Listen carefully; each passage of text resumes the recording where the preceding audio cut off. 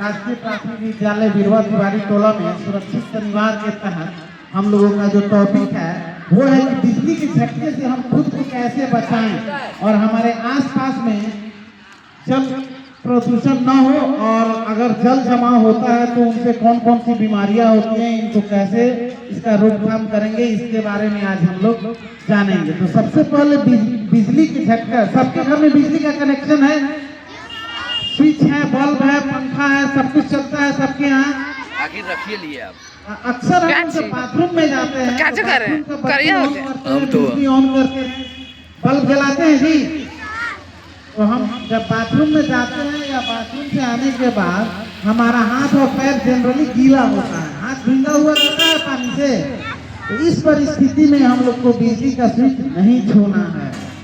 बिजली का स्विच हम लोगों को नहीं छूना है, गीले हाथों से बिजली का स्विच नहीं छूना है, ऑफ ऑन नहीं करना है। सबसे ज्यादा चांसेस होते हैं बिजली का झटका लगने के इसी टाइम में, जब हाथ पैर गीला होगा और पैर में जूता या चप्पल नहीं होगा तो हमको बिजली का झटका लग सकता है। तो जब बाथरूम में जाएंगे या घर में किसी भी टाइम हम लोग बिजली का स्विच ऑन ऑफ करेंगे, कोई भी इलेक्ट्रिकल एप्लायंस का यूज करेंगे तो हम लोग ये सावधानी बरतेंगे। हम लोग क्या करेंगे, हाथ बिल्कुल सूखा होना चाहिए। हाथ सूखा रखेंगे, गीले हाथों से स्विच ऑन करेंगे नहीं करेंगे। चलिए, इसके बाद हम लोगों को पढ़ना है, आज जानना है कि हमारे आसपास में जल का जमाव हो जाता है, पानी लग जाता है, तो उससे हम लोग को क्या क्या परेशानियां होती हैं।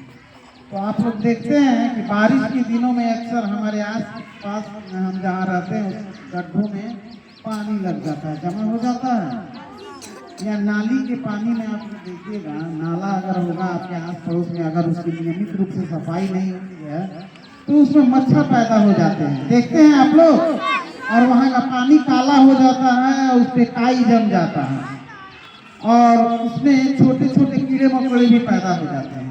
तो ये हमारे स्वास्थ्य के लिए बहुत हानिकारक होते हैं। इसलिए हमको कोशिश करना है कि हम अपने आस पड़ोस में जल जमाव न होने दें। अगर कोई जल जमाव होता है तो उस पर नियमित रूप से फिनाइल या किरासन तेल या डीजल क्या करेंगे, उसका छिड़काव करेंगे या चूना डालेंगे या ब्लीचिंग पाउडर डालेंगे।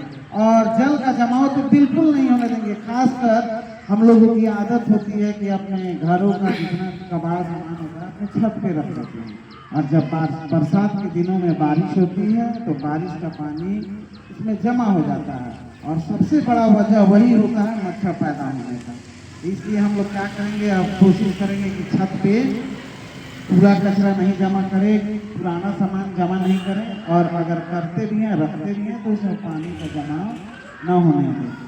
धन्यवाद। इसके बाद एक और टॉपिक है, एक और